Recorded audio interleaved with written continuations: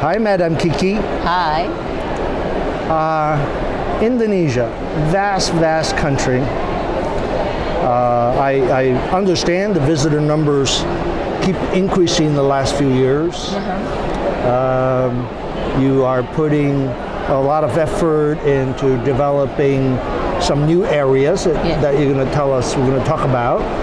You're doing infrastructure development to get those 5 areas ready. You're developing human resource to be ready at those areas. So you're doing all those things. Okay. Before we go into those 5 areas, in general, my perception, understanding of Indonesia is that most people go to Bali. Okay? Unless they're there for business, of course they'll go to Jakarta or for family and friends. And the challenge, obviously, that you're addressing is how do we spread tourism beyond Bali, so to speak. Yes, That must be an old expression, but still a current challenge. That being said, which are the main countries where tourists come from today? Okay, so first, we are very glad, especially in tourism people, because our president put tourism as one of the main sector for economic development in Indonesia. He gives a lot of attention and support in order to make tourism in Indonesia growth as like a 40% in last 5 years. We built a lot of destinations. I mean, there's 5 focus destinations. That's what to cater to, in order to what you call it, to, because we have a target 20 million, is it? So we know that we cannot put all to Bali or to Jakarta. So we develop other destinations or revitalizations of other destinations. As you know that now the first market for Indonesia now is China. Okay. And the second is Malaysia. And the third is Indonesia. Actually, it's Singapore. Before, usually Singapore is our main market, but I think the Southeast Asia market, including Philippines, Thailand, is now growing quite fast. It's take more than 40% of our tourists come to Indonesia, come from Southeast Asia. And then after that, the Australian, Australia very close to us. So, but until now, 80% of them still come to Bali because they think Bali is their front yard or backyard. Kind of an exotic beach resort. Yes, it's a garden for them. So this is why, since 3 years ago, I think the presidents already want to develop other destination stuff. 5 destinations, Danau Toba. That's a super priority. Actually, we already decided 10 new Bali, we call it. We still use Bali because it's for the marketing. People know Bali is in Indonesia. So 10 new Bali. But there is 5 super priority. It's Toba in North Sumatra. Lake Toba is a very exotic. I mean, it's for the one who like to explore destination. It's for we call it adventure destination. Adventure is not hard adventure. I mean, it's for people who want to explore the destinations. The second is Borobudur, but it's not only the Borobudur temple itself. It's about the surrounding area, where the visitor will engage with the local. In Java, they are very welcome for the visitors. So I didn't know that. Yeah, you should come there. In Central Java, Jogja, there we will develop some kind of experience tourism, the engage with the local. The local people. We support the development of village tourism there. It's very strong of village tourism in Java, in Central Java especially. And moving to the east part, there is a Mandalika. Mandalika is actually the southern part of Lombok Island. People know Lombok Island for the gili-gili, small island. Right. But the Mandalika is the southern part with a very beautiful beach. But the spotlight is we will develop the arena for MotoGP there. 2020 will be the MotoGP will be there. So for the sport tourism, because the beach you can find beach everywhere, but beach and MotoGP will be in Sports Mandalika. tourism. Yes, sport. And to the eastern part, we also develop Labuan Bajo. Labuan Bajo in Forest Islands is the gate to go to Komodo Island or the small island close to the Labuan Bajo. We want to offer the luxury tourism.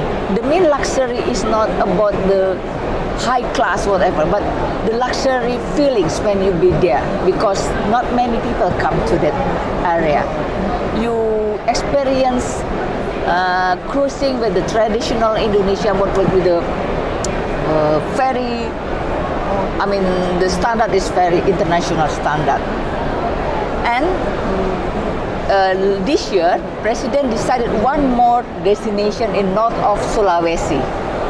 It's we call it Likupang area. It's close to the Manado city, where's the national park, the first national park for diving. Bunaken is very famous for divers. Right. Indonesia is famous for, good clear water. Yeah. Clear water. So Likupang, why the president decided Likupang as one super priority? Because the growth of tourists, especially from China, from the north, China is it's growing very fast.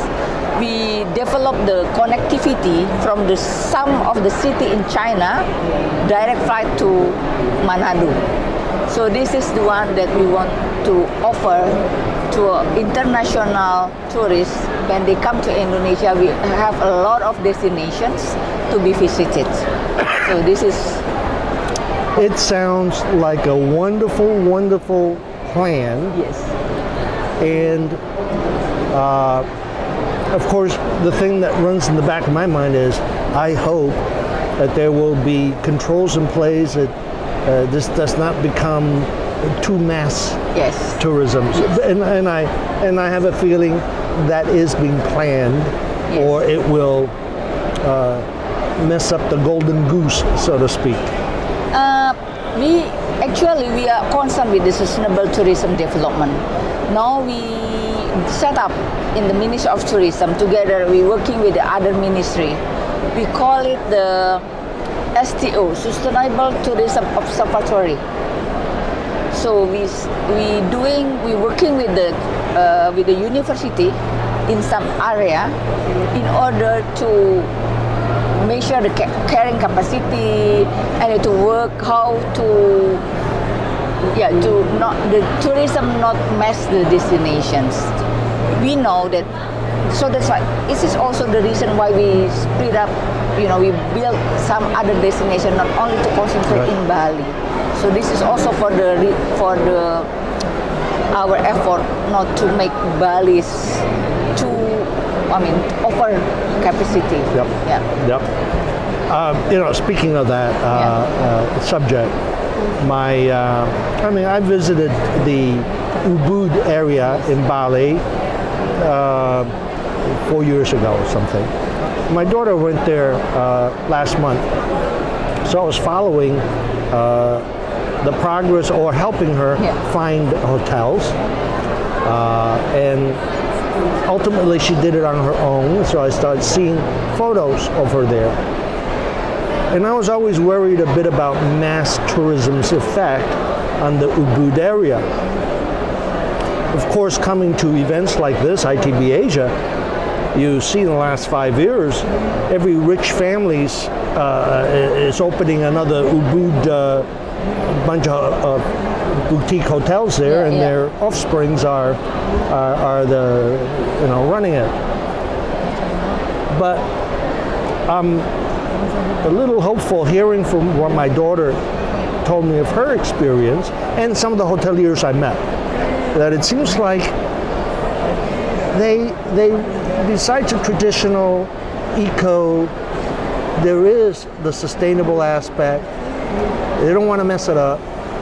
And from my daughter's report of the places they stayed, wow, in some of the photos, it was like I stayed at some 5-star, expensive place hosted, but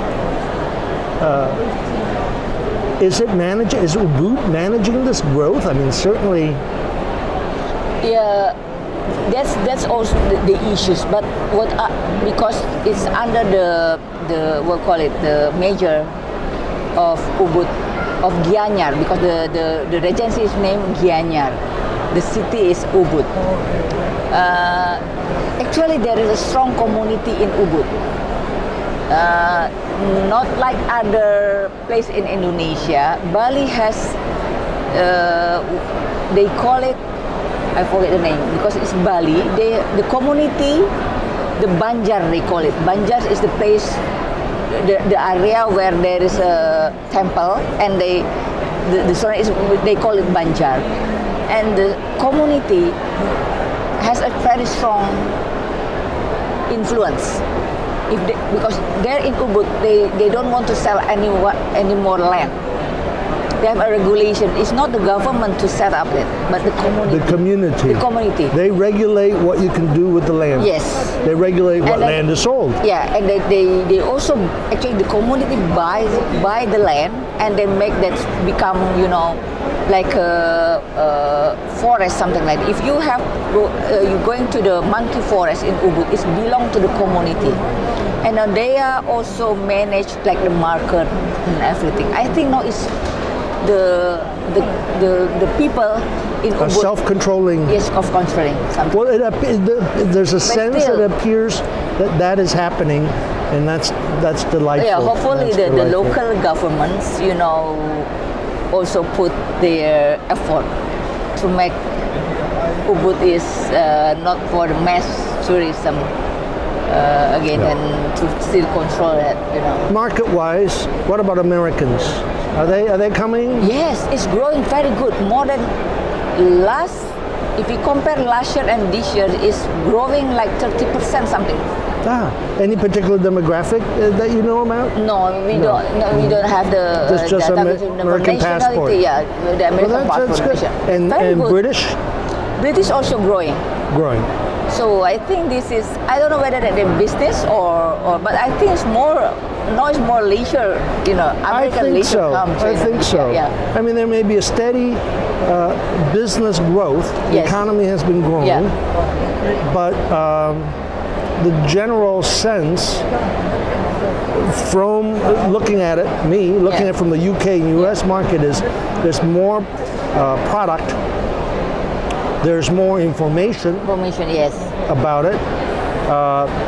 You've had a lot of recent startups, internet travel Yes. startups, Yes. who have helped You're right. get more products on the internet. Yes, you're right. And they've done a good job of marketing, and that's only in the last 5 years. Yes. So I think all of that cumulative effect. And also air service. Yes, because the strategy of our minister before when he started become the minister 2015, he focused on digital tourism or for the digital marketing. So it's more easy, faster, and to reach the market, especially the long haul market like American, where you all already use the digital platform, something like that. I think this is also because the help of the digital marketing that makes the growth of the American tourists come to Indonesia is very good. Yeah. We hope more Americans come to Indonesia to understand. It'd be great. It'd be great. Understand. Of course, the French. I came here from Paris. Yeah. On Air France. Oh yeah. I don't know. A lot of them. You could tell they were on the way to Bali. Okay. And then at the transit in Singapore, of course, the Air France airport people say 10% Denpasar transfer, Denpasar transfer. Oh, okay. Still, Bali is still, very attractive for the European. Yes. Yeah. Thank you so much, Kiki. Thank you. You're welcome, Charlie. Thank you.